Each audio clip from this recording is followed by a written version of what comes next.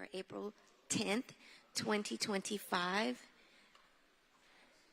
I don't see the city attorney here or the manager. Okay.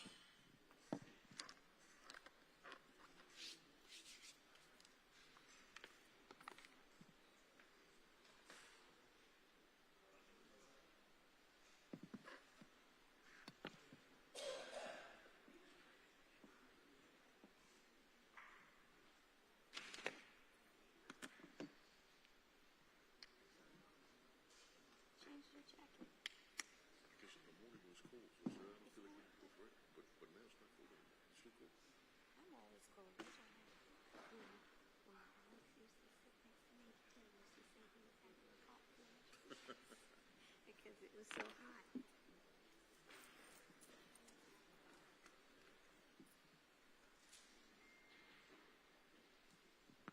Mr. City Attorney, would you please read the titles of the PZ items? Yes, Madam Chair.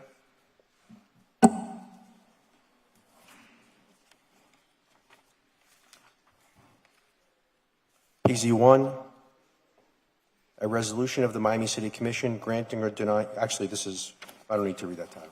I'm sorry. PZ2, an ordinance of the Miami City Commission with attachments amending ordinance number 10544 as amended, the future land use map of the Miami Comprehensive Neighborhood Plan pursuant to small-scale amendment procedure subject to section 163.3187 Florida statutes by changing the future land use designation from duplex residential to low-density restricted commercial for the property generally located at 3424 and 3442 Southwest 37th Avenue, 3714 and 3718 Washington Avenue, and 3719 Thomas Avenue, Miami, Florida, as more particularly described in Exhibit A, attached and incorporated, making findings containing a severability clause and providing for an effective date. PZ3, an ordinance of the Miami City Commission with attachments amending the zoning atlas of ordinance number 13114, the zoning ordinance of the City of Miami, Florida, as amended by changing the zoning classification from T30 suburban transect zone open to T40 general urban transect zone open with a Village West Island District and Charles Avenue NCD2 neighborhood conservation district overlay for the property generally located at 3424 and 3442 Southwest 37th Avenue, 3714 and 3718 Washington Avenue, and 3719 Thomas Avenue, maintaining the zoning classification of T30 suburban transect zone open with a Village West Island District and Charles Avenue NCD2 neighborhood conservation district overlay for the property generally located at 3735 Washington Avenue, and maintaining the zoning classification of T50 urban center zone open with a Village West Island District and Charles Avenue NCD2 neighborhood conservation district overlay for the property generally located at 3710 Grand Avenue, Miami, Florida, as more particularly described in Exhibit A, attached and incorporated, making findings containing a severability clause and providing for an effective date. Thank you, Mr. City Attorney. Gentlemen, are there any, would you like to pull PZ2 or 3 for discussion, or can we move on that those items now? We can move now.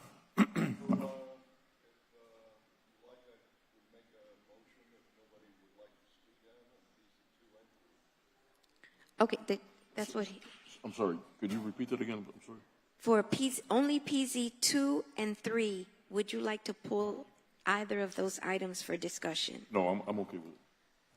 So, Madam Chair, I'm sorry, excuse me. District. Yes, just to add a quick note, District 2 wanted to be added as a sponsor for those 2 items, for the record. okay. Okay. Our item.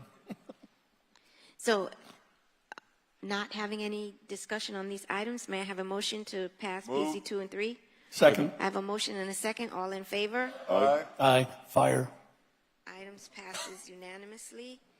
And would you like to, let's go back to the top of the agenda.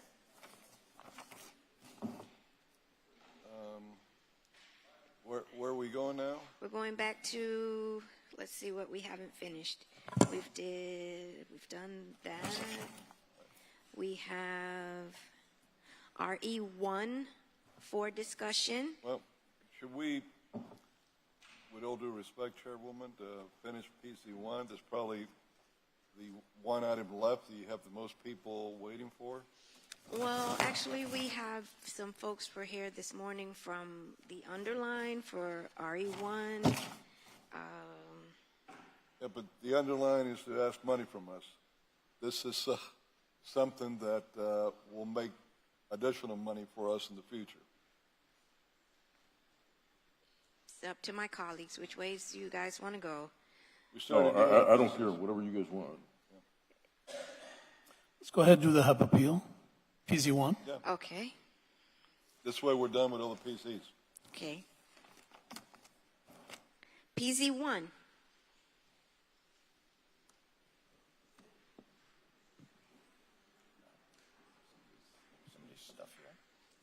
Mr. City Attorney, would you like to give us some guidance on what's about to transpire now? Yes, Madam Chair. This is an appeal from a determination of the Historic and Environmental Preservation Board.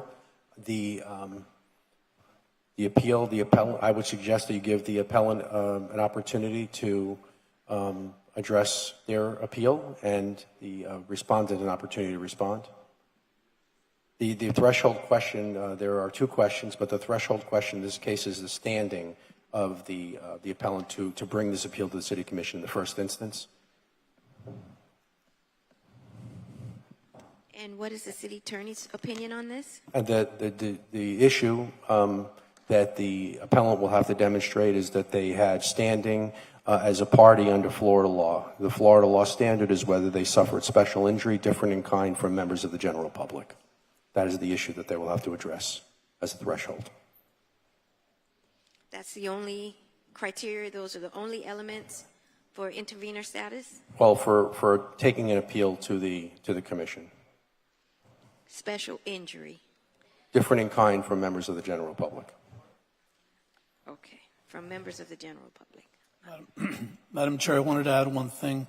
I know that a large group of people here came out because they felt not heard or couldn't be heard at the HEP board. So I want to make sure outside of the intervener status and the legal technicalities that we're working on here, that there is an opportunity for that voice to be heard by the commission.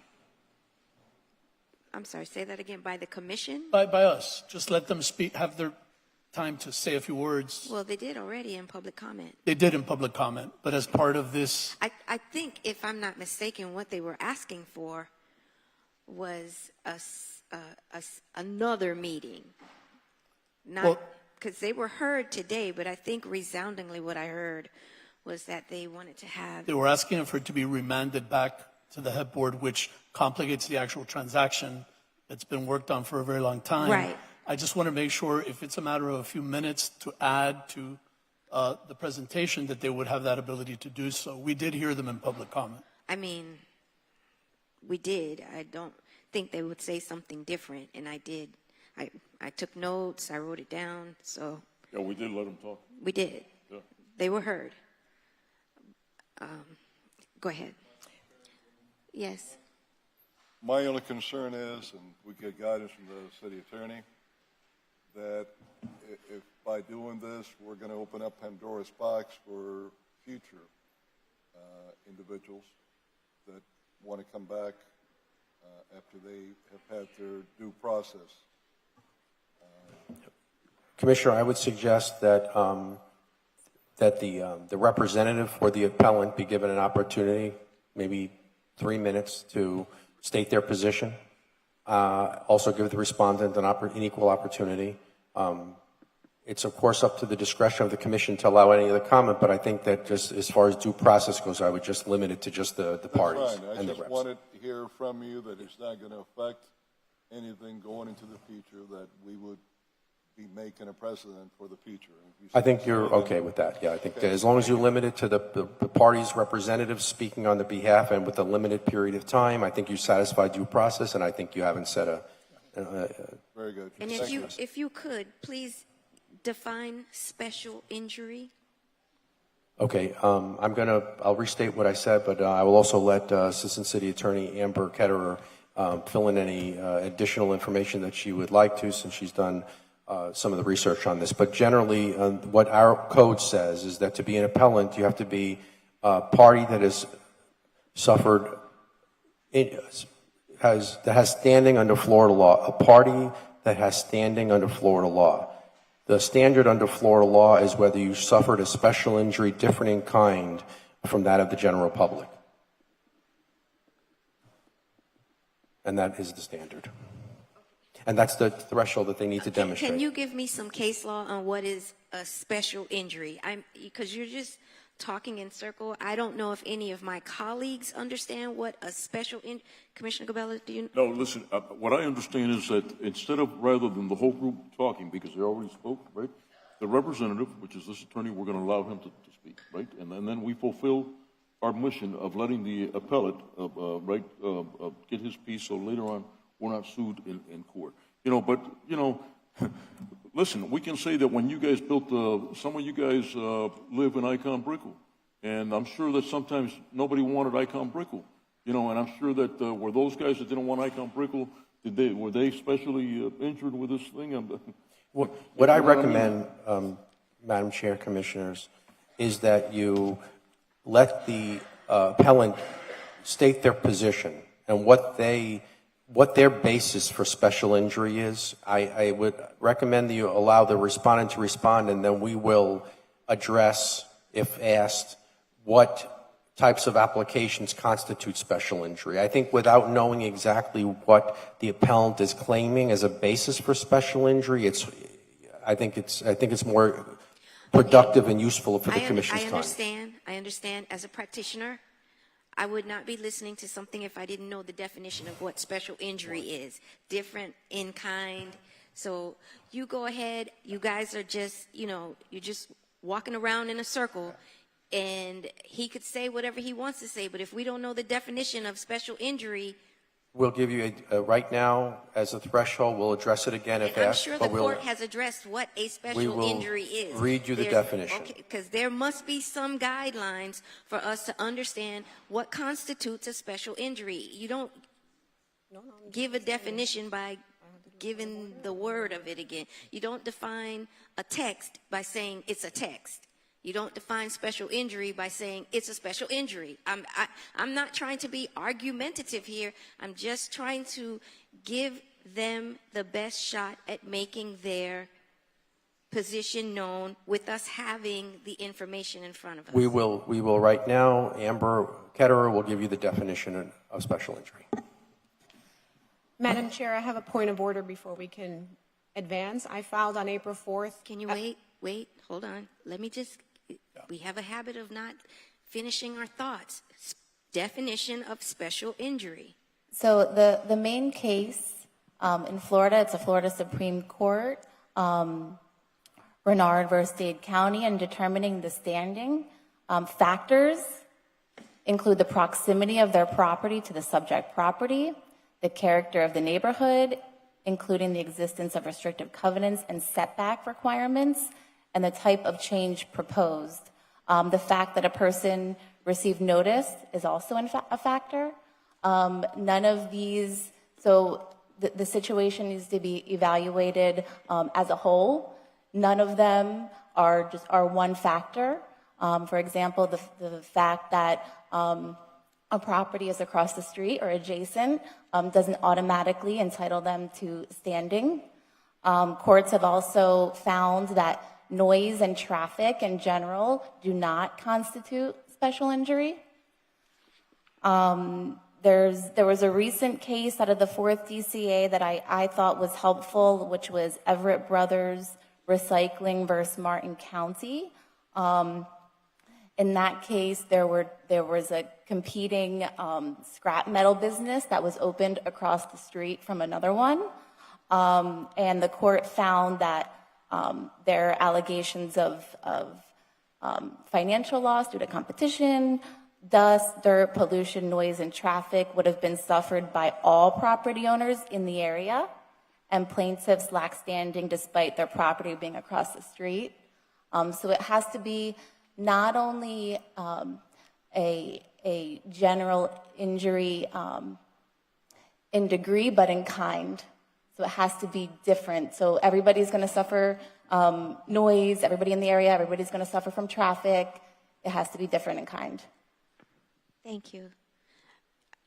So I'll address it. Hold on a second. You said, Madam Chair, Iris Esquera and Carlos Diaz, offices at 333 Southeast 2nd Avenue. I have a point of order to be heard before they can present their action, and that is that Icon 2 Association was not present at the lower HEP board hearing.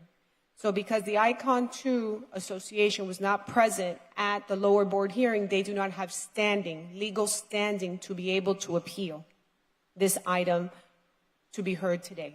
I need to preserve the record. I need to put in facts in the record to make sure that in the event that this item advances, that our legal rights are preserved, because allowing them to advance is actually a violation of our due process, that you can have one person speak at one hearing and then somebody else appeal, and they are not the one and the same. So Mr. City Attorney? Mr. Snow?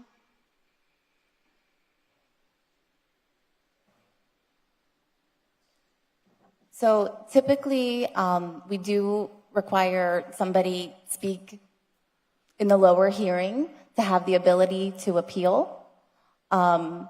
If Mrs. Guerra wants to extrapolate on, the facts of this case and how they don't meet that, we're happy to hear that. What is that? It's my understanding that somebody had appeared below, asserting that they were from that association, and that's kind of all we know on the record. If I may introduce into the record some of the information regarding their lack of standing. Quickly. Go ahead. So, Wait. Is what she said, in fact, true?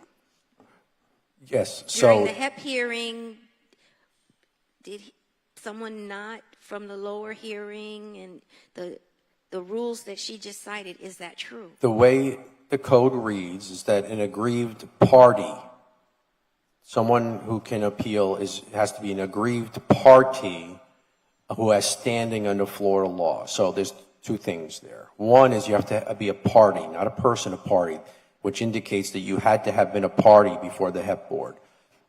That is the issue that Ms. Escara is talking about, and that I would suggest that we should hear both sides and what their facts are based on whether or not the appellant was a party below. Then the other element we talked about is standing under Florida law. So party and standing under Florida law. Go ahead, sir. and if I may, Yeah. if I may, I just need to put this into the record, because in addition to the code provisions with regards to, I think what Mr. Greco is putting into the record with regards to the ability to appeal and the standards, the Historic Preservation Board has specific official rules of procedure of the City of Miami that they have adopted. So these are in addition to the city code provisions. And the appeals in section 7H says, a decision of the board may be appealed by any aggrieved party, consistent with the code, who opposed and presented testimony on the item before the board. So the person must have been present at the lower board in order to be able to appeal. In this case, Mr. Barson, one of the gentlemen that spoke as part of the public comment this morning, clarified that he was here in his individual capacity. At the lower board, he also said that he was there in the individual capacity. And then as he continued to present, said, no, I'm here also on behalf of ICON 2, and I'm also here on behalf of the Master Association, but never introduced any evidence that he was, in fact, and he is a lawyer, so he too in law school would have learned that in order for you to say that you represent a client, you have to have official capacity to be able to do that. In Miami, you also have to register as a lobbyist on behalf. Those are the rules that we all have to follow. No evidence was presented that he had such an authority on behalf of the ICON 2 Association or the Master Association. And he did not appeal during the prescribed appeal period as an individual. Rather, the association, the ICON 2 Association, represented by counsel, filed an appeal, had the proper authority. They introduced a resolution of the ICON 2 Association stating that they had authority. So I just wanted to be clear that the record that at one hearing you had one person present individually and kind of say he was representing different parties, but ultimately he was there on his own capacity because no evidence otherwise was presented. And today, as part of the presentation here, he clarified that he too was not here on behalf of his law firm in any capacity other than as a unit owner. As a unit owner, he would have had the right to appeal, but they waived that because he did not appeal during the appeal period. They hired counsel, which is here present today, and filed an appeal. Another item that I need to put into the record is that the appeal fee pursuant to Chapter 23, there was no receipt in the record with regards to the $525 that are required. They did put into the record the invoice for the notice fees, but not the appeal fee. So I want to preserve the record and make sure that it's clear that the appeal fee was not filed to the best of our knowledge, nor was any evidence that Mr. Barson in any capacity represented the association, Icon 2, or Master. City Attorney? First, I want to also kind of step back for a second if there are any Jennings disclosures that need to be made. I have one. Okay. All of us, I'm sure. Okay. I also have one.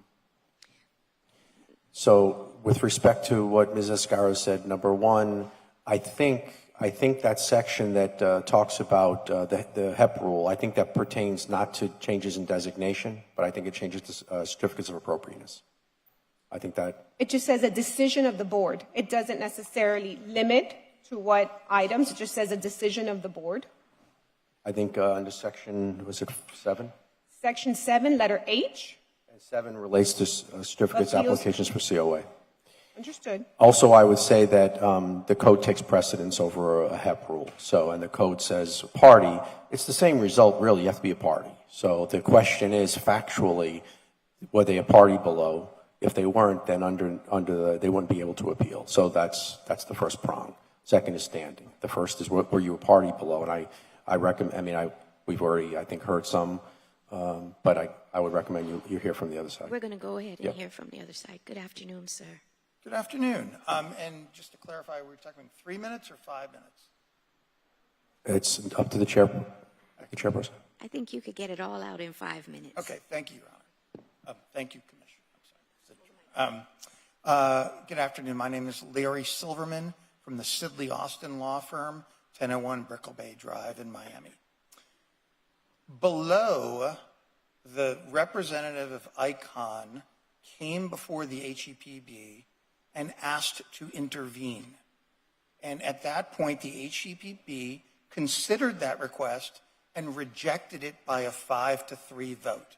So they heard him, they considered the intervention status, and ultimately denied it, which for this appeal, this is an appeal only of the question of whether that 5-3 denial is supported under law. We're the party that lost that decision, 5-3, and that is what we are here for.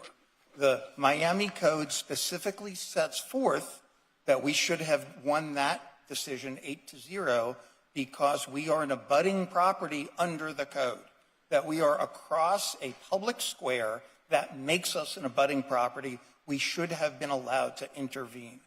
All of this could have been avoided. You know, they call snatching defeat from the jaws of victory.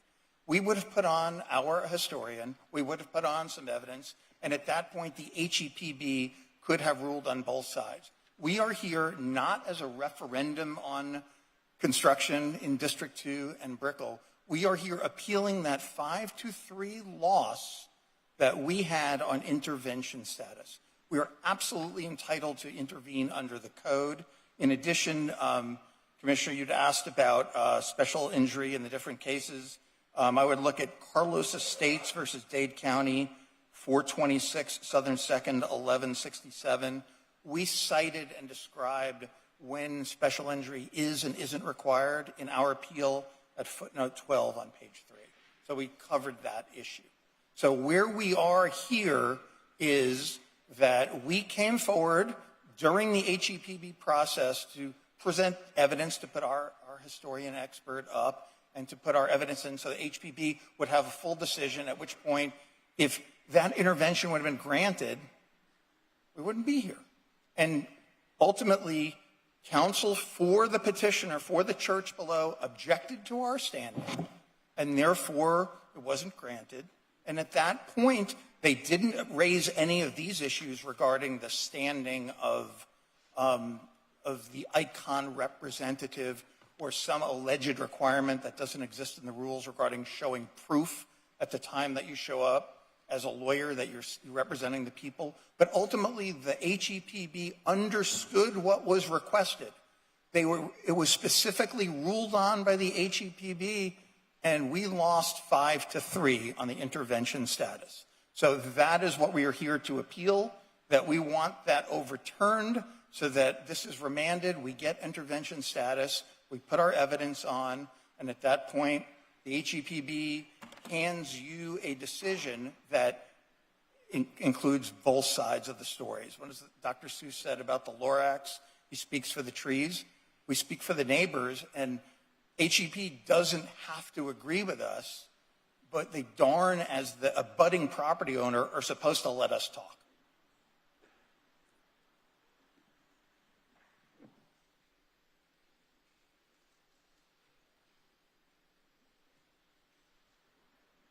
If I may ask a specific question, does that conclude the presentation on their seeking intervener? In terms of the presentation, we were asked at the outset to present our argument as to standing, and that is what I am addressing.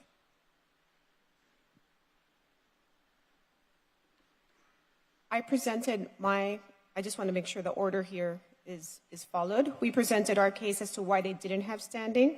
I believe he just stated why he feels he has standing. So from a procedural perspective, their appeal is of the intervener. So that's why I'm asking specifically, does that conclude their case as to the presentation as to why they are an aggrieved party and should be intervener? Yes. And again, at that point, again, you've repeatedly preserved the record. The next step after this is obviously first-tier certiorari in front of the circuit court on the intervention status. But we are not here, as I've said, this is not a referendum on the underlying question of whether or not they should cut the church in half and dehistoric half of it. We never got to present that, and now is not the first time. Madam Chair, may I ask a question? May I ask a question? Yes. So, Counselor, this is a de novo proceeding. Of course. It's an appeal. For your client to have appeared properly before HEP, you had to demonstrate intervener status, which is similar to the special injury standard that is required to appeal. Is there any other facts or argument you want to make as to why your client was both a proper party before the Historic Environmental Preservation Board and suffered special injury here? Twofold, and again, this is all set forth in our written appeal itself. But first of all, the question, we were recognized as a party for the request for appeal, so that's what we are appealing. I believe we are a party to that extent. To the extent we have a special interest from the rest of the world. I'm sorry, but didn't HEP deny your intervener status? That's correct, but to be a party, you would have to have successfully intervened. If HEP denied your request to intervene, then HEP didn't accept you as a party, your client as a party, correct? If they did, by accepting it, considering it, and rejecting it, they recognized that we were the parties that asked. At that point, to the extent that under what is set forth here, that, well, if you rejected party status, then you don't get to appeal at all, it doesn't make any sense. Under the code, we had an absolute right to appear, and therefore, if they denied that, the HEP denied our request for intervention, that I am a party to that decision. I am not a party yet to the underlying decision of HEPB to approve the de-designation, but I am absolutely a party on that request for the intervention status because it is reflected in the record. They discussed it. They had a vote. They know who was asking, and that's what we're here on. Now, that flips into the second question on injury. It is specifically set forth in the code that an adjoining property has a right. And so we keep talking about special injury. Our standing and right comes not just from the injury provisions, as in like a Carlos Estates, but from a violation of the code itself. We are a specified party, but even as set forth, we certainly have a special injury because we are an adjoining owner. There is no, I don't believe, and again, this is set forth in our appeal, the special injury requirement as set forth does not apply to appeals by adjoining owners. It is the code allows us standing, and the code allows us to appeal if we lose. I think that, just to correct that, I think that to appear before HEP, to fall within the definition of intervener, then there's a distance requirement plus a special interest. That standard is similar, but stated differently. Yeah. To appeal to the city commission. To appeal before the city commission, the standard is you have to be an aggrieved party that has suffered, that has standing under Florida law, which means you suffered special injury. Yeah. I think, I just want to make sure that the commission understands what your grounds are for being a party below. It sounds like it was because you requested it. I think I would say that in court, if I request intervention as a party and the court denies me intervention, I'm not a party. I could appeal it, but I'm not a party at that time. And I would also suggest that beyond that, you would have to state whatever facts that you rely on to demonstrate special injury. It sounds to me, and correct me if I'm wrong, that it's proximity. It seems like proximity is what you're relying on. Is adjoining status not proximity from the circle perspective, but adjoining status from the code that provides a presumption in when you are an adjoining entity. Now, we are within, 100 feet, and again, the separate section of the code provides for permissive intervention when you're within 500 feet, and that's the one that talks about a special injury. But there's the separate section that talks about specific standing, specific presumption as an adjoining basis. It is a matter of public record that we're within 75 feet of the line. So, and I guess then the argument is, is whether you're adjoining. I understand that under the definition of intervention for purposes of a HEP, adjoining there would be presumption that you have standing. Then there's the distance requirement in which you also have to prove special injury. And then, of course, there's the appeal where you have to prove special injury. Unless you demonstrate that you were an adjoining property, and I don't know if that's a point that's conceded, but unless you show that, you have to prove special injury. You have to prove that. And so if you were to prove special injury, it sounds like from what you said, you were relying on proximity, and that's what you're relying on. Tell me if I'm wrong. Not proximity in a radius sense, but under the code, proximity as adjoining. Mr. City Attorney, Yes, Madam Chair. do my colleagues have any questions? No, I got questions when we're done with your presentation. I think I think the city attorney has made it clear that he's got no standing. If I may put into the record, Commissioner Gabelli, you said you have a lot of questions. No, so look, it seems to me, I heard, this looks to me like a case where, I live here, but I don't want anybody to put another building across me, even though some here are living in a 40-story building or higher. That's what it seems to me, number one. Number two, that HEP board is tough, okay? That HEP board is tough, okay? And if they turn you guys down already, and that's what you're saying, and you went in front of them, and now you want to circumvent them because you don't like the decision that they took, it seems to me that this is an open and shut case, very simple. They don't have standing, is what my conclusion is coming to. And so therefore, I would say I'm ready to vote on that they don't have standing, plain and simple. They took their case to the HEP board, those guys are tough. Those guys are tough as Durham, okay? And they said no. You know, and by the same token, sometimes you guys get mad when we go against the HEP board. Now you're telling us, don't go with the HEP board. Have you heard that, guys? That, the HEP board says this, you guys got to do that. Oh, well, now we're doing it with what the HEP board says, except you guys don't like the outcome. And now you're telling us, so don't do what the HEP board says because we don't like the outcome. So I'm ready for a vote. With all due respect and nothing personal against all of you guys out there. I make a motion that he does not have any standing based upon the clear record Second. that was established by the city attorney using his own words here. Madam Chair, I just want to make sure that what's provided for the record could be just stated before we vote. So we allowed you yours. I'm going to allow.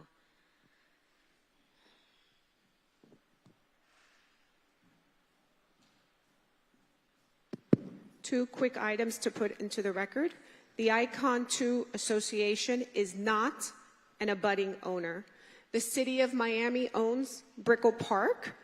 Icon 2 Association is part of a 3-tower phase that was developed by that related group many years ago. Their condo association is actually this one. There's 1, 3, and then there's a master, but their condo association here.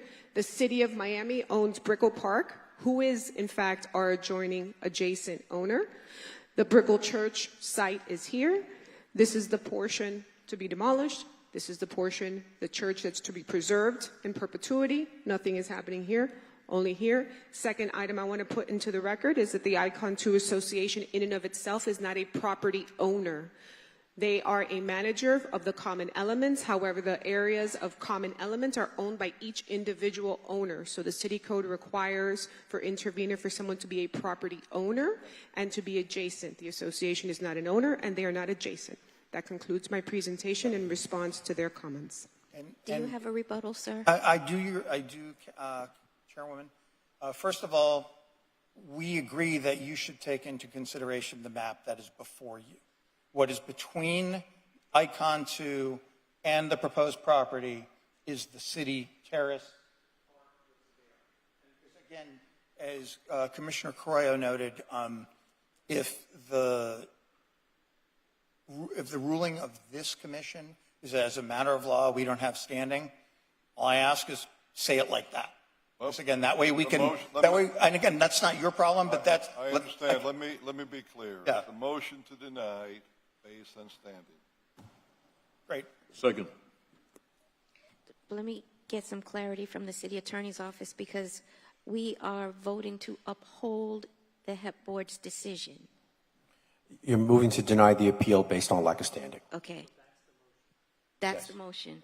Commissioner, Okay. he amended his I have motion. a motion and a second. All in favor? Aye. Aye. Aye. Motion carries unanimously. As amended. As amended. Thank you very much, everyone.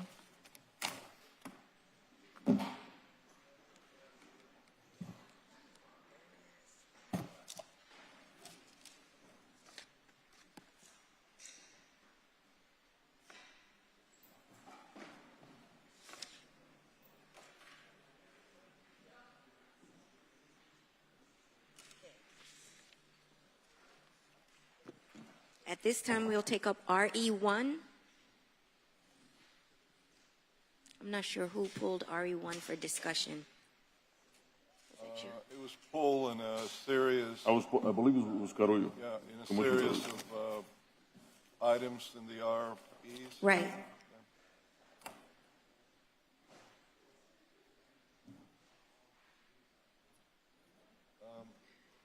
I'll let the maker of the motion begin.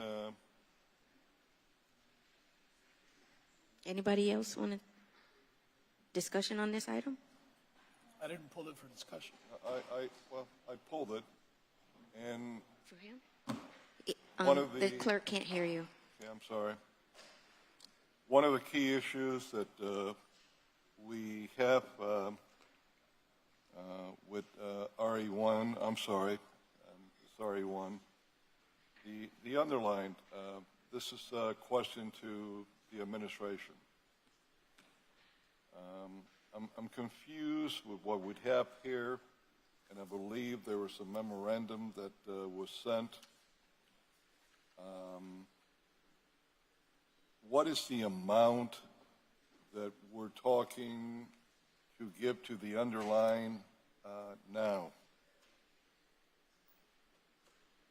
Right for this fiscal year? It is a $8.7 million commitment over the first 5 years of the MOU. Okay, so it now has changed to the first 5 years, because what we had before was 25, 26. Correct. There was a substitution since. So the full amount of the 8.7 is during 5 years. Yes, sir. Now, did we have any kind of commitment to give that from before, or is this new? I believe there was a resolution at some point. When was that resolution? Do we know? I would have to research and bring that back before you. Well, we need to have that, because Yes, sir. I'll get it to you shortly. if we're voting on a past resolution, I want to know what commitments we had. One moment. But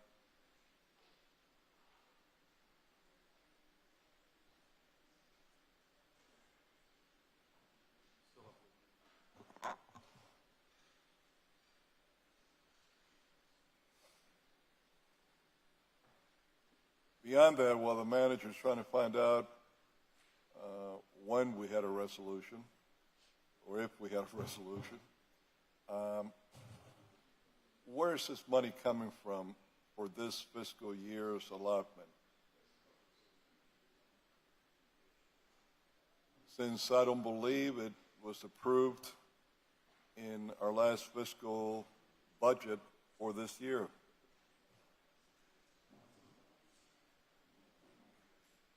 And to be to the point, I'm getting concerned, out of all the millions that we're adding on to a budget that were never approved before, when we did our fiscal year's budget, and how much of that is going to start coming out from reserves. Because we don't know what turns the economy is going to take, and we need to have good reserves.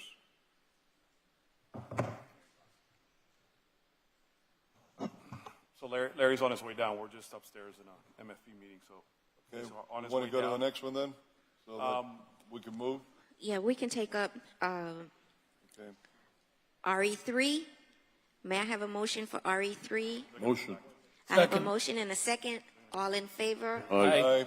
Hold on, as amended. As amended pursuant to the substitution memo dated April 8, 2025.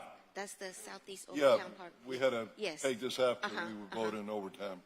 Yes. So RE3 as amended, I have a motion and a second. All in favor? Aye. Aye. And I'm sorry, Sheriff, if you could state who the mover and seconder was again? I'll be a mover. Moved by Commissioner Gabella, second by Commissioner Croyo. Okay. We go back to RE2. RE2. I believe RE14 was taken off the roster here, right? Well- Am I correct that we're not discussing it? RE2? No. Sorry, RE14. RE14. Yeah, he said RE2 now. RE2. The only thing that I want to ask the city attorney, Yes, sir. we have two questions in one, which I think that creates a legal conflict in putting a charter question, because people might want to vote for one but not for the other, and vice versa. And the first question put to the voters is something that is state statute we can't do. So I don't know why we're doing this if the state statute clearly says that we can't do. And that's to prohibit the drawing of city commission districts with the intent to favor or disfavor a candidate or incumbent. That's the first question. And this is state law, you can't do. The second one is establish a citizens redistricting committee to draw districts after each census and when required by the law, et cetera, et cetera.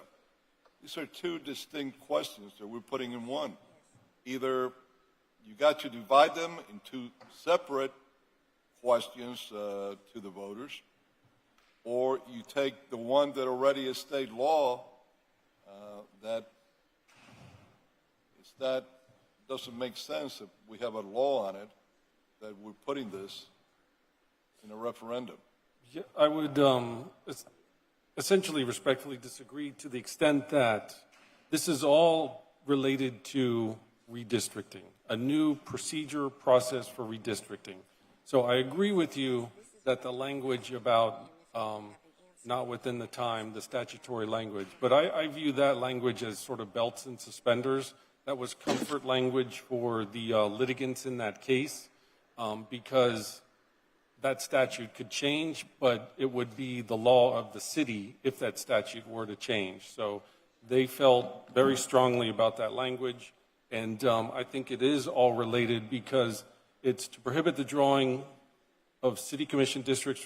It's all about the drawing of city commission districts. Well, that is correct, Mr. City Attorney. It's about that, but there are two very distinct questions that are being put into one. What I'm saying is divide it up so that people could vote for one and not for the other if they don't want to. Or they could vote for both, but they should be divided because I think we're opening ourselves up for this to be challenged. Right. And I don't think they want that, nor those that voted for this want that either here. But we, during the settlement negotiations, and essentially this is their ask. This is the question that they wanted, and this is the question that we agreed to put forth for them. We did not guarantee that we would support it or fight for it or anything like that. I understand that, but so that's why I'm saying if we have a commitment to that, yes, sir. then put it in two different questions. And I would hate to cause an action that could lead us back into federal court. Well, they would lose because the same day that we voted on this, the Supreme Court came down with a decision that reflected heavily on what we voted for and would have been dead set against them if we would have appealed the judge's orders. Well, unfortunately, I think that ship's kind of sailed in that the action would be simply a motion for contempt of our settlement agreement. Because while we didn't have to agree to this language, we agreed to this language during the settlement of the case. That so I understand. That's George, all the judge would focus on. But what I'm saying is the following. There's nothing that says we cannot place the language that we have here in two separate questions. This way, you will not have any chance of this being challenged because of two questions in one. That would eliminate any possibility of that. And you still get for the voters to vote upon what they've asked for. I still think that, perhaps that was part of their strategy of combining those concepts, because if we did, as you say, and that's why I'm saying that this could be challenging. We stand a good chance of losing. You just said it's part of their strategy. Well, I guess they wanted to see if more people would vote for one, they wouldn't vote for the other, and that's how they would get it passed. And that's what makes it two questions into one and illegal according to the law. But through the chair, but what are those two questions that he's talking about? One of them I know is the establishing an advisory board, right? Is that one question? That's one. That's one question. As opposed to an executive board that would actually have some teeth, right? And then what's the second question? I believe the question the commissioner is referring to is this: to prohibit the drawing of city commission districts with the intent to favor or disfavor a candidate or incumbent. So that relates to redistricting. And so this redistricting committee that we would create would be charged with prohibiting the drawing of city commission districts with the intent to favor or disfavor a candidate or incumbent. It also provides for a process for proposing plans to the city commission. I still see it as all part of the same thing. I appreciate the vice chairman's concern, but this is the question they asked for. This is the question we agreed to put on. If it's flawed, if it's fatal, we did our part pursuant to the settlement agreement, and the question fails. And I'm perfectly fine with the question being approved or failing, but That's we're fine, just but honoring their obligation. Last question, just to get it on the record. I appreciate There was no that, sir. agreement that we would do this in solely one charter amendment instead of two. Well, I would say that when we approve the settlement, they actually have a draft of the question that they want us to put forward. So this commission has basically agreed to the question that they desire. But So- what I and said it's all originally, combined. you put the same question, but divided into two parts. But look, I've made my point. We don't need to prolong this anymore. Motion. Second. All in favor? Aye. A, Aye. release and state it on the record. Do you have the answers to his question for RE1?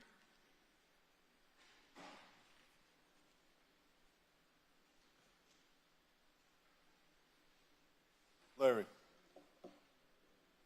what's the date and when did we, as a commission, approve these funds before?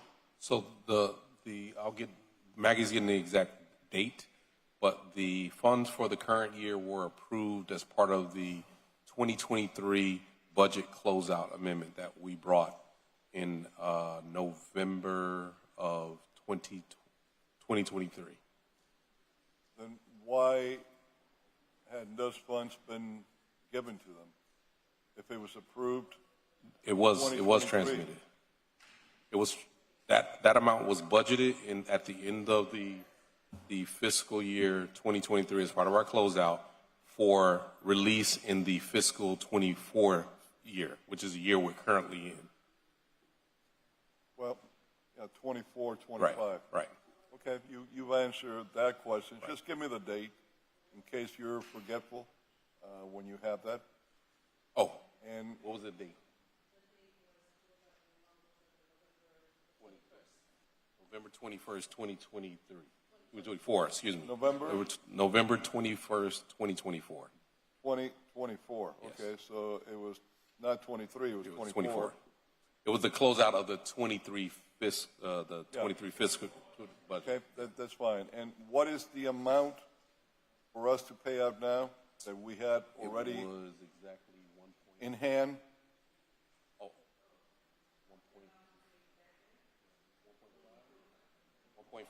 1.5 exactly. 1.5 for this fiscal year. Yeah. Approximately. The rest is in the next 4 fiscal years. Yes, so the number you have in the agreement is that estimate for the next 5 fiscal years. That's fine. You've answered all my questions, so we can move forward. If I could just make one last quick statement, Chairwoman. I am very displeased for this city to have given so many millions of dollars and are still giving more out of what I'm seeing out there.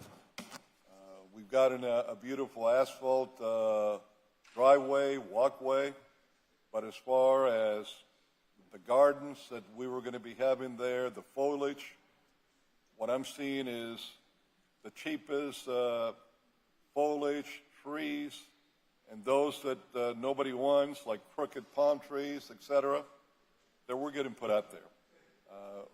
We're not given to the public what I believe was expected, and particularly for the millions of dollars that we have put out from the city.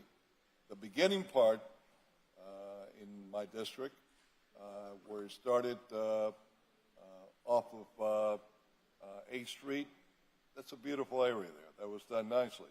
But the minute you start going around, and you get behind the roads, and then you're coming through, in particular, the area in US 1, that's not up to standard of a city like Miami, or what it should look like. We, for this kind of money, could put a beautiful sculpture garden all through there, not to mention the dozens upon dozens of mature, beautiful trees that were cut down that gave all the drivers in US 1 cover from the sun. So that's all that I want to say. I'll vote for this, but I want to make sure that somebody hears that, not that I expect they're going to do a damn thing about it. But Thank you, sir. Madam Chair. Commissioner Pardo. Well, I do disagree with that. I think the Underline is a great project. I cycled through there when I used to be able to cycle pretty frequently. Great play areas. It's a great concept. It's really activated the communities where it goes through. So I don't think it has cheap plants or anything cheap. I think they've done a phenomenal job. I commend all the volunteers that have been behind this. Obviously, that doesn't show up in a cost number, right? But if we were to add the cost of all of those hours and all of those people working on this and the way it's activated this community, this is a great investment. Exactly the kind of investment we should be making as a city. Okay. I have a motion and a second. So first, RE1 is to be amended pursuant to a substitution memo dated April 3rd, 2025. And if I could just have the mover and seconder. Commissioner Pardo was the mover. Commissioner Gabello was the second. RE1, all in favor as amended? Aye. Motion carries unanimously. And that leaves RE10. Commissioner Pardo? Yep. I'll talk a little bit about how it got here. In 2014, the city of Miami Beach did term limit amendment, and it passed overwhelmingly 60% plus. When I was on the campaign trail, and ever since, people have come up to me time and time again and said, you know, we need newer ideas, new ways of thinking. It can't just be the same names over and over. I think 8 years provides a good amount of time for somebody to come in that's directed and get what they need done, whether it's a new CRA or, you know, whatever project that they have before them. And then I think it's time to like make room for someone else. If you feel that someone else, you could mentor them to, you know, rise to that position, it's great. I'll give you a great example. Commissioner Gabella and I are new, but in being new, we've also brought different ideas, different questions, different ways of doing things. And I think that's what we want to see. Miami-Dade Commission is a good example as well, because when they didn't have any requirement on term limits, everyone complained. It was the same, you know, but it's changed. There's new faces, new ways of doing things. And I think to limit it during a lifetime is the best, because you're not able to come back decades later or at any time later. Instead, you had your time, your 8 years as commissioner. It also allows 8 years as mayor. So you could serve the city of Miami as 16 years. And then when you're done with that time period, there are many other offices, if you care about being an elected official and serving the public, that you can move on to. But in the meantime, the city of Miami benefits from those different ideas and also has less likelihood of being entrenched in any kind of, not because there's any design or malintent behind it, but just the nature of humans, right? You find people you're interested in, you all share the same interest, you're all kind of, you know, going in on the same projects. It's great to break that cycle. And that's really the intent behind that amendment. So I support term limits. We have exactly what Miami-Dade County has. I supported term limits for Miami-Dade County because I didn't think it was right to have commissioners serve in 16 years consecutively. But I don't support lifetime term limits. I do support term limits. We have term limits because we can only serve 2 4-year terms. We can't serve a third term. We can't serve 4 terms. I don't think that, for example, and I've been giving this some thought, if Manny Diaz decided to throw his name in the ring to run for mayor, I think many people would be excited about that. He served his time. He stepped away. It's been several years since he's been mayor. I don't think that would be a bad thing. I think to attach a lifetime term limit is too extreme. And it takes away choice from our constituents, because if I've served my 8 years and I'm gone for 12 years and I'm retired now and I feel like I want to come back. I did a great job for the city. Maybe I want to come back. It's up to the residents to decide whether they want me back or not. But I'm not serving 12 years. And we saw that this past election cycle in Miami-Dade County. There was a commissioner that was a commissioner for 16 plus years. She sat out one term, decided that she wanted to run again, and the community rejected her resoundingly. I don't think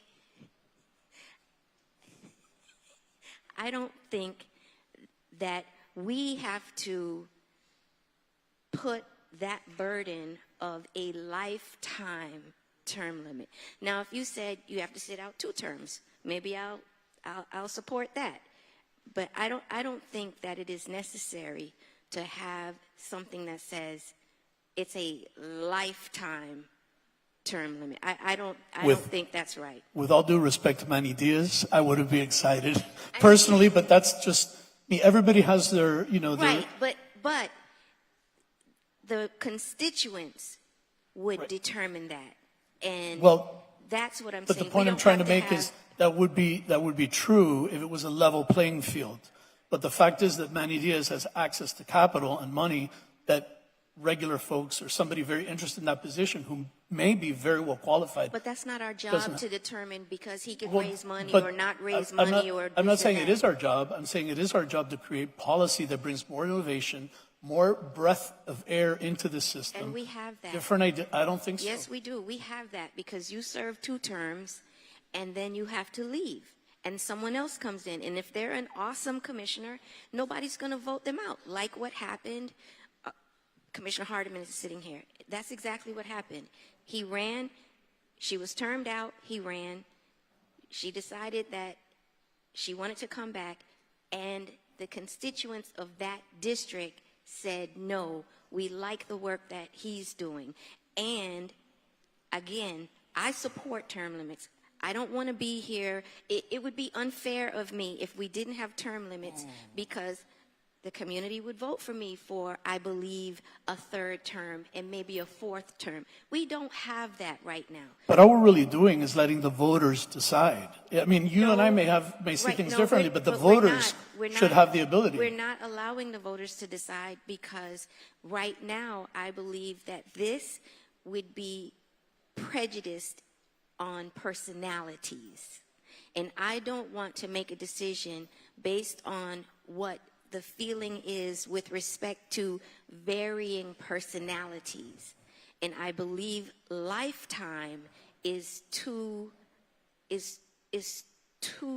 rigid. It's too inflexible.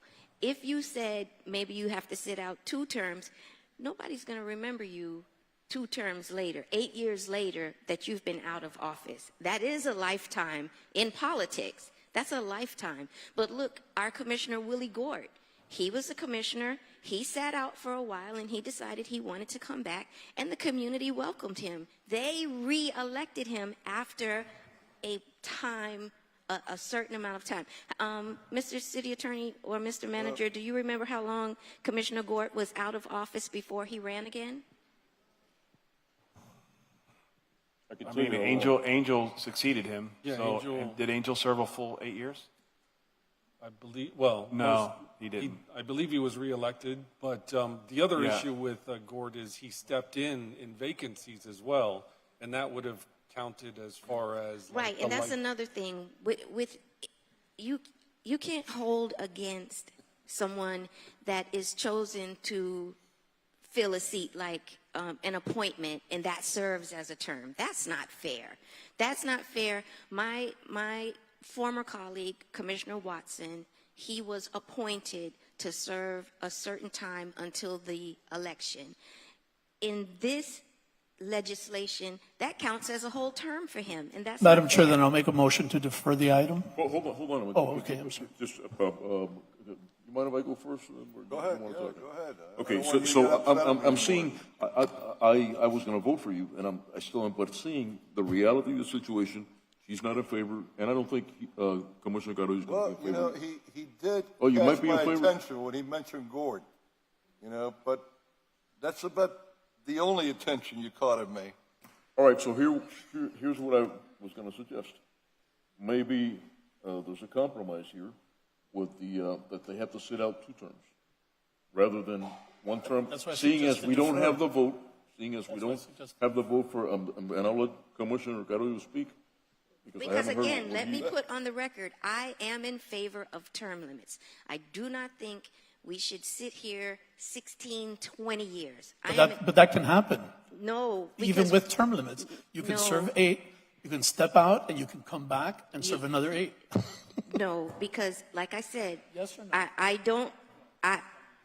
I'm saying that right now, Right. you won't have consecutive terms, but right now, after your 8 terms, 8 years, you're out. If you want to make that for 2 terms, that they sit out 8 years, that is a lifetime in Yeah, now politics. you just have to sit out 4 years. Right now, You're you saying- only sit out Right, 4 years, right. but you can come back after 8 years, and you. Right, no, I hear what you're saying. You have to. It doesn't matter because there are candidates who had no money, but they knocked on doors, they did the work in the community, and they beat candidates with all of the money.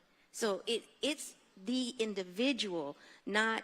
And again, I support term limits. I do not support lifetime term limits because I don't think that's fair. I don't think that's fair. I don't think that 4 years and you come back. But again, that they tried that. 4 years, sat out 4 years, tried to come back, and the community said no. So that sitting out 4 years may be even too long because you've distanced yourself from what you're doing. The other person that's in the seat is showing that they're making a difference in the community, and the residents said, yes, I support term limits. I just do not agree with lifetime term limits, and I don't agree that, if you came in for a day and that counts as a whole term as well. So maybe we need to take it back to the drawing board, but that's how I feel about it. Happy to defer it. I do want to say that there's a huge power of incumbency. And whether you skip 4 years, if you decide to come back at any moment, you have that power with you. And it is not the same thing as somebody that's just knocking on doors.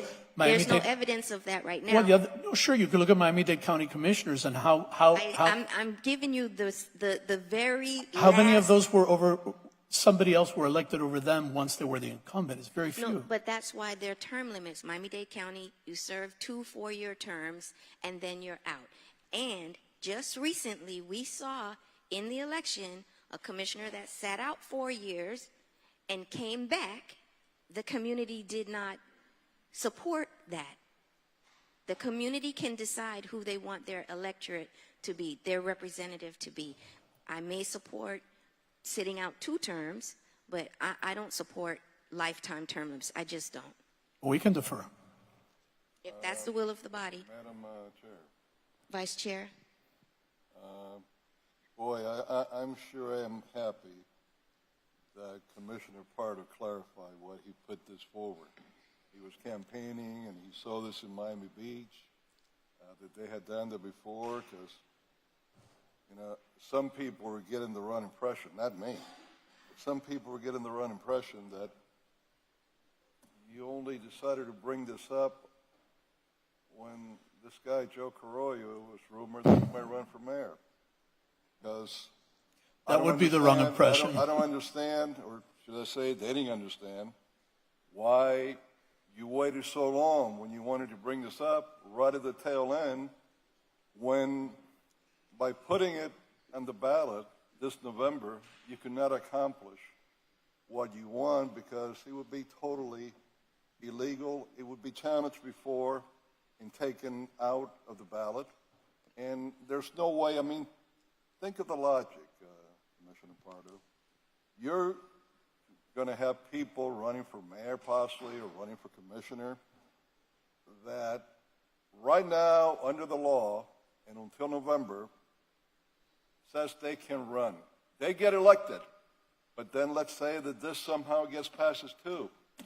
What judge in America, even if you go to San Francisco, is going to say that they got to step down and they can't serve after being elected? It's not going to happen. It's not going to happen. But furthermore, clarify this to me, because that's the one area I'm really curious about. You said 2 terms, 8 years, right? That's what you kept saying. Well, I served 2 terms as mayor. One was for full 4 years under the present system that we have, that it was established because of me, bringing it to a referendum in time. The other term that I served was not a full term. It was for a year and a half. Under the old system, where the mayor sat as one of 5 of the commissioners and had a vote. So explain to me how that was going to count in your referendum. Does that mean that after 24 years ago that I was mayor, I was going to be told that if I wanted to, I could not run again for mayor? 24 years ago, the last time that I was mayor? Explain it. I'm curious to see the logic that you had on this one. So, go ahead. Just real brief, I got an No, but idea. I'm asking this of Okay, Commissioner yeah, Parker. all right. So this is a directive for the ballot language to be drafted. It's not determining one thing or the other, but it's just a directive to have that ballot language drafted. But how? And how did you want it never came into my idea of Commissioner Carollo, like the world does not revolve around that whole, thing. This is a good governance issue that makes total sense. It very much follows what Miami Beach did. It is a Doesn't lifetime. mean that Miami Beach was right. So I mean, far it just- seems to be working very well. It may be, but what works for Miami Beach? Because Miami Beach passes a lot of things that does not work everywhere else. I'm not, Yeah. but But North this is a- Miami doesn't have Right. it, or we can cherry pick where municipalities do this and do that, and they did this one, so let's do that one. No, based on what you're saying, Hialeah passed pensions. Should we now go and get pensions? Hialeah passed pension without any opposition. Should Doral has pensions? Should we revisit pensions? I would say that we should revisit pension, and even though at the end I was threatened with a recall, but I still maintain that what's going on here and now is not right, because you and I and some of us here are doing the same job or better than our predecessors, yet they get a pension and we do not, and that's why I was doing it. And I furthermore, I said that if they didn't get it and we didn't get it, that was also fine with me. So I think this has to be revisited and have the intellectual conversation that you want to attract good people and you want to give them a pension, okay, so they don't have to do illegal stuff up here. No, but that goes to your argument. You just said that Miami Beach passed this, and this is working for Miami Beach. Well, Hialeah passed the pension, and it's working for The them. voters of Miami Beach passed it, right? Okay. The voters. And what we're doing here is giving a directive for the ballot language to give voters an opportunity. Not us, the voters. That's it. But can I, so let me just, Go ahead, one quick go ahead. to the chair. I got an idea for you, okay? Doesn't require, you go ahead and let's do the redistricting again, okay? And then you can put his house out of the area, like he put his house in and they took my house out, and that's another way of doing it. And then you accomplish the same thing. You know what I mean? That's the way they did it to me. You know what I mean? They took my house out of the area, he put his house in the area, and then they thought they were going to get rid of me, because that's what happened with I mean, all we're really doing, all we're really doing is giving the directive for them to draft it. That's it. For the city attorney to draft it. Man, get over the redistricting in your house. Every meeting you come with the same crying. because that's the truth. You get over it because you voted for it, because the same way that you're claiming, Don't the go same for it. way, Don't wait a go for minute. it. Don't go for it. No, Don't go wait a for minute. it. The same way that We you're corrected wait a minute. it. We Let corrected me it. Go let me ahead, say it go very ahead. very One thing, natural, one very thing. natural. The same way that you claim that he's out to get you, okay? That he's out to get you. Were you and some of your colleagues out to get me? Because I stood here in January 14th of 2023 and explained to you guys that I was a candidate officially since way back February, and I have been knocking on doors. And wait a minute, please allow me, Mr. Absolutely, Carollo, sir. Absolutely. Commissioner Carollo. After I explained that to you guys, I thought that when you came back in the afternoon, you had heard what I had to say. I explained to you that in Lawrence Waterway Canal is where you did the cutoff. They didn't even bother to make it look somewhat real. They cut it off right then and there. There was no basis for it, and the only basis for it was because my predecessor that was here, okay, knew he had a challenge and knew I had been knocking on doors and didn't want me to participate in that election. Then forced me to move to another property that I have to live 5 months, okay, away from my wife, okay, not collecting rent, and that's another issue. Okay, now, was that targeted? Did any of you target me? No, I don't think you, I'm gonna give you the benefit of the doubt that, no, I know you didn't, but others did. But were you targeting me? Is what you're saying he's targeting you, that this is for you? It Tell could me be what that I he's can not answer. targeting you. It could be good public policy. I Tell me don't what And know. all this is asking for a ballot language so voters can decide. This should be the voters' decision. Okay, hold on. Chairwoman, let me put this story. Every meeting I get this guy crying about the same thing. You voted for redistricting. I voted. Commissioner Reyes, when he was here, voted. None of us were targeting this man. Now, I'm not going to speak for Diaz Deportivo, what was through his mind. Of course. You know, but how can you say that the chairwoman, myself, and Commissioner No, I never Reyes mentioned the chairwoman. were I said targeting you. you? Oh, me. Well, But okay. I was the second vote. So who was the third Okay, vote well, let me just that say- came forward to target you? Reyes or King? Something very Come on. interesting. Something very Ridiculous. interesting. No. Ridiculous. Okay, Something okay. very interesting that you should note. When you guys hired DeGrande up here, okay, to do that redistricting, all of a sudden, 2 weeks after you hired him, DeGrande made you guys give him a waiver, meaning that if DeGrande did anything that wasn't correct, we could not go after DeGrande. I would love to deposition DeGrande and see how was it that DeGrande, did a Martian tell DeGrande to land on my house in Lawrence Waterway Canal? Right, don't you think that you're a conspiracy theorist and you're always saying that people are out to get you? If you were in my shoes, you mean to tell me you, Joe Carollo, wouldn't have said that they're out to and get him you? are definitely Nobody out to believes get that one. Nobody believes that one. That's not a Okay, conspiracy theory. okay, That's fact. let's go back. Let's go back to, you're saying that this is merely asking to draft language. How do we feel about that? Because, again, whatever language, I have an issue with lifetime pensions. I think 8 years, maybe, but again, we have evidence to show that if you sit out for 4 years, that the community may reject you. Madam Chair, it's going to take 60 days or so, correct? How long, George? And To draft the question? Draft for it to come back? Well, so the window is, we have 120 days to draft the question, but the window we have to be careful of is the days required prior to the election. So the target there would be, I think, July, first meeting of July. And let me ask the city attorney something. Is it still part of this legislation? Is that retroactive thing? Because there's no way. Yes, so. No, I The cannot. Vice Chair commented on that. No, you I could- cannot. First of all, that's illegal. But city attorney, if we force is illegal. send it to be drafted, we can make changes when it comes back, correct? Right, so when. So what we're saying is let's let the process go. We'll make the changes that we need to make, that we agree or vote on, but let's have it go to the voters. Well, you know, I take issue with that because I can't support something that I know. I can't support. But it may that not be in that form. That I know. No, but that's what the city attorney just said. And you cannot say, let's take Commissioner Gabella for an example, that he's declared that he's going to run, he qualified to run, and then all of a sudden he's not qualified to run when he wins. That's not fair.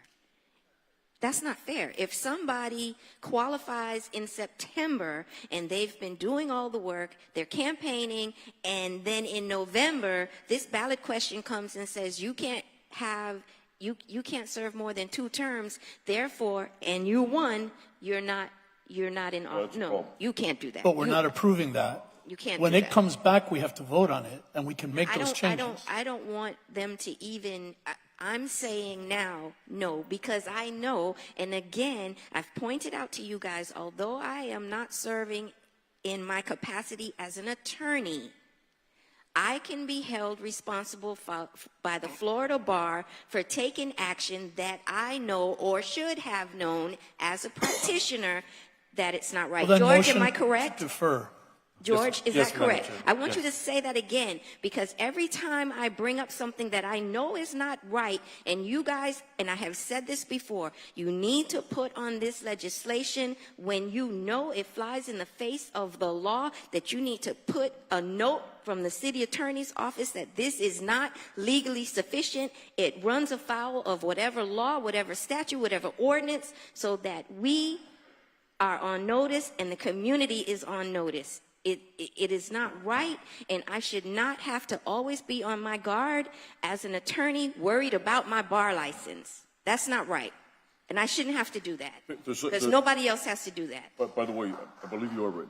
But there's one more thing. There's one more thing that I wanted to address, and this is that there's been rumors that this was being done coupled with something else. And whatever you guys decide, and I'm gonna vote with you.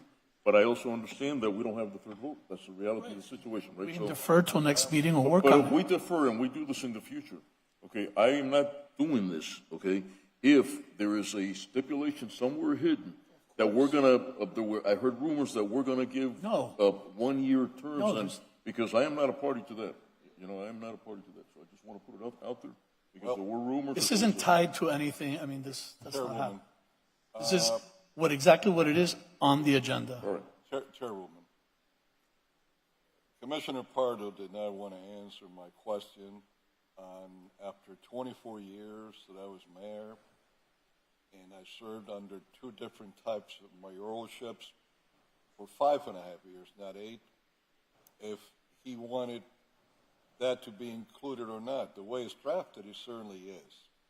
But he wanted to avoid that, and I understand. why. Madam Chair, I have no idea. Like, I haven't done the calculations. I'm not even Well, interested. Sure, of course. So let's just move. Of course, but I do have another question of interest on the stuff that you brought out. You said that part of the problem here too, why you wanted this, was that everybody up here was 60 years or older. Well, I don't think the chairwoman has reached that age yet.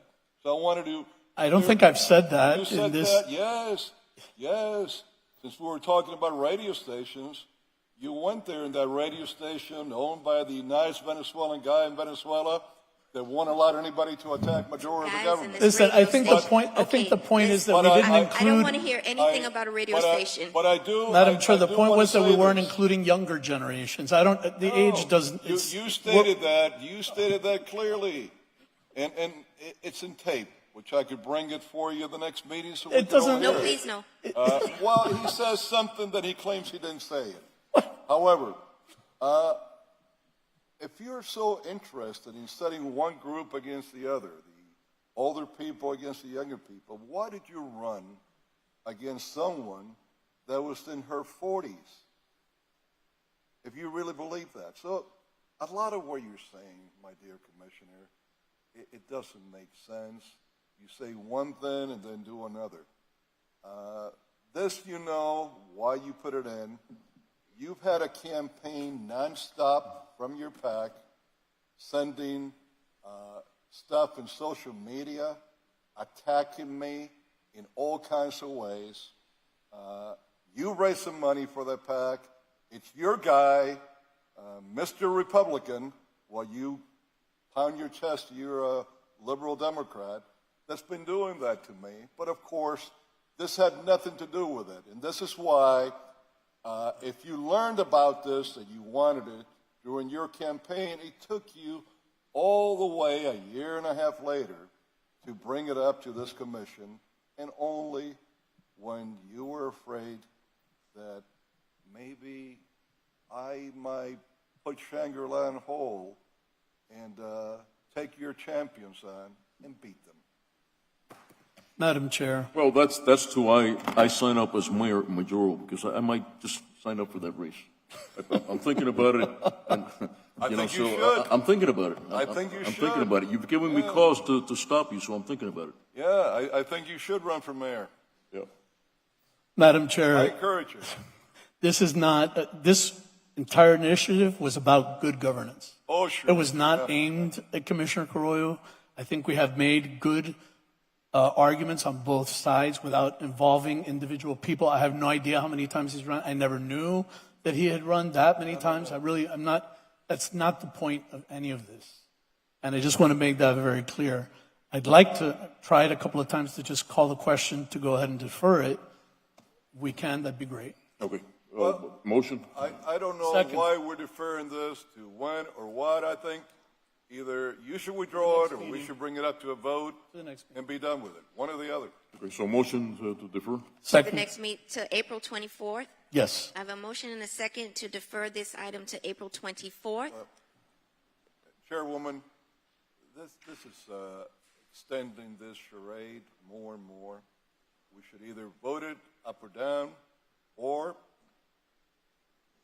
it should be withdrawn. He knows it's illegal. There's a knows motion why on the he's doing floor. it. Made the motion. Can we vote? There's a motion on the floor to defer this item to April 24th. A motion and a second. All in favor? Aye. Nay, I'm going to give it another chance. April 24th. We have, but again, you guys know how I feel. The meeting's not over. The meeting's not over. You know how I feel about the issue. Okay. RE 14, that was pulled for discussion. This would be the last item.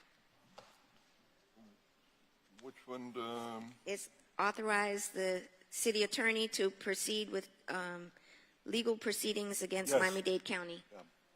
I pulled it.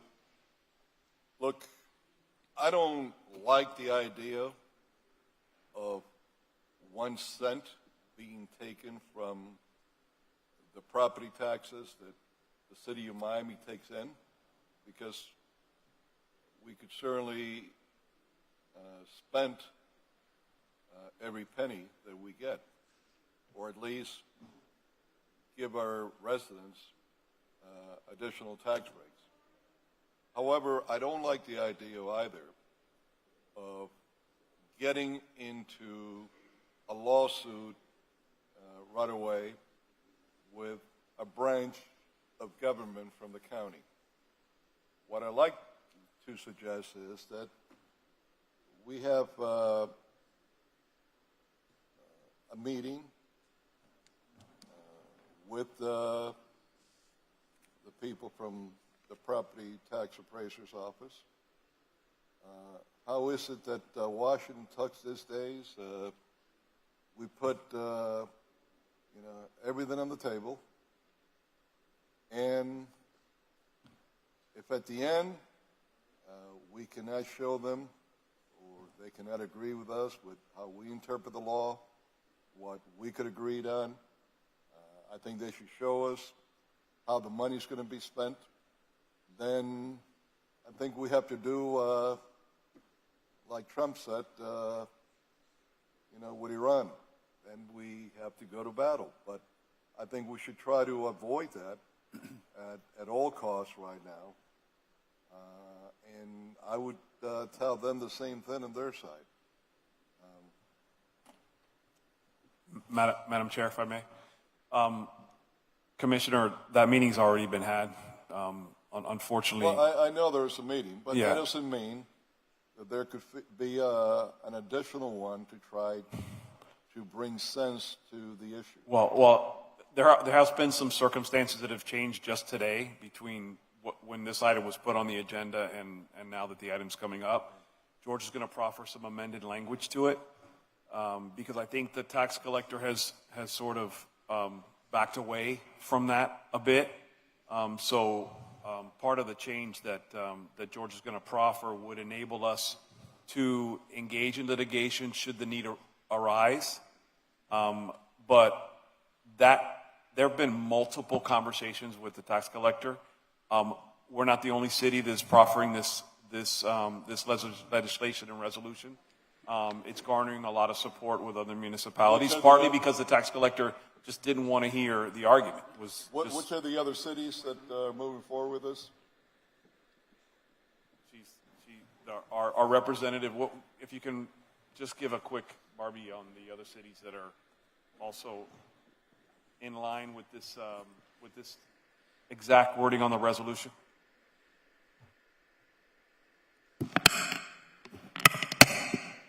Sorry, I'm shorter than the last person that was here. Barbie high for Hernandez. you? I'm sorry? Too high for you, Barbie? Yes, sir. I'm 5'2" and 5'5" with heels. So. Barbie Hernandez, Assistant City Manager. The question was, how many cities are involved? So the last time I checked, there was about 7 cities that had resolutions already for the meetings, and then there's about 10 other cities that have sent letters to the tax collector. Cities, what cities? Just give me a second. Yeah, I just want to mention, firstly, that this is just simply authorizing us to take action if necessary.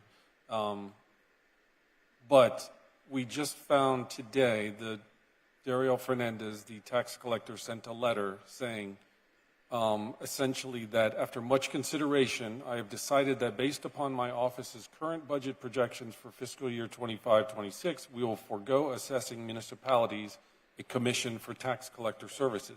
That's the good part of the letter. The troublesome part of the letter is the next sentence, which says, while I remain confident that the tax collectors have the authority to charge, to charge a commission on all real and tangible personal property taxes and special assessments collected. So basically he's saying, I don't need the money now.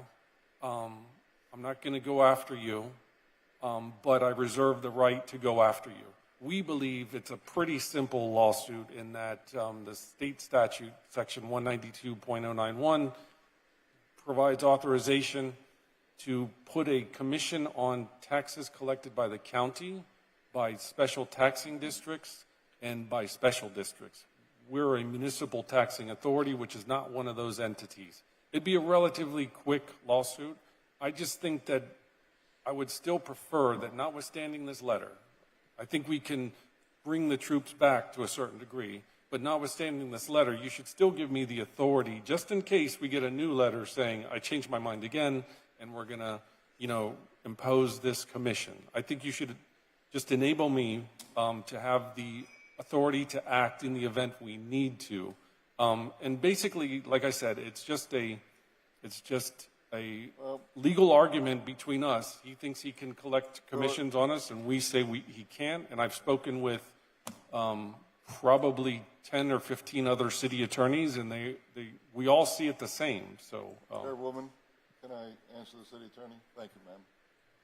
Mr. City Attorney, I believe you're right in what you're telling us. However, I prefer to wait. If they do anything, then you come to us and we'll give you that authority. I don't like to pull the gun in a situation like this. You have to keep in mind he just started there. He's trying to do the best that he can, but still finding his way. And I think nothing is going to put us in harm's way if for any reason he goes back and what he put down in his letter, and you immediately come to us, either at the next meeting or if we have to, we call a special meeting, and we'll give you the authority. This way, we're not in an adversary position with that office. right, the only thing I would request based on that is, I guess if we deferred it, because the issue is we're in the midst of our budget process, so we would have to act quickly. So if you want to just defer this to the next meeting, that might be a way to do it. But I just want to give the administration the ability to have us at the ready and not miss a deadline. I will make a motion to defer this to the next meeting where the city manager could get back to the tax collector and we could better assess the letter, what he really meant, what he put down. Where's our diplomats when we need them? We're losing Kevin Carrera to Panama. We lost Marco Rubio. And thank God we still have the mayor here. He still is being considered for Saudi Arabia. But anyway. I think Commissioner Pardo wants to make a statement. Madam Chair, the fiscally conservative thing here to do is to pass this and let them go ahead. And, everything's happening in real time, and this is something very important for us to protect and to address. So I would not like to see this deferred. So motion to pass. I can call the question. Wait, so Wait, we there's a gotta- motion on the floor. We got to address the motion to defer. Is there, No, not to Chairwoman, defer. I think I heard Pardo say he's become a fiscal conservative. Interesting. so Interesting. let us take up the motion to defer. I have a motion. Do I have a second? I No, the mentioned... motion was not to defer. I mentioned the deferral. I don't know if there No, was a the motion. motion was, No, Joe's motion is to defer. He made one to defer, which So Todd says we have to deal with that one first. So there's a motion to defer on the floor. Do I have a second? Motion dies for lack of second. And as a legal strategist, I believe that the administration should have the tools necessary. They don't have to take that tool out of their toolbox, but at least they would have it. And we can continue so to have motion to discussions. continue. You can continue to have discussions, but I'm not coming back for a special meeting. I'm not doing that if I don't have to. And I think what you're trying to accomplish will be accomplished even if we pass this, because he doesn't have to, we're not going to run to file anything, but you just have the authorization and maybe put a pin in a dollar amount that it would take. So I support this. Do I have a motion? Motion. Second? Second. All in favor? Aye. Aye. And Mr. City Attorney, that's as is. And Madam Chair, Yes, sir. As is. And the motion carried unanimously. I just have to say it, the fiscally conservative thing to do is to lower taxes. We both voted for that. Commissioner Correa did not. So I think my fiscal conservative. Why don't you unplug your Okay. ears? Thank you. Why did you unplug your ears? It was a 4-0 vote. Okay. I just thought the other way It was a unanimous was vote. the right It was a way. unanimous Yeah. vote. Okay. All right. Thank you, everyone, Thank for you, Madam attending Chair. the City of Miami Commission meeting for April 10th, 2025. I'll see you another time.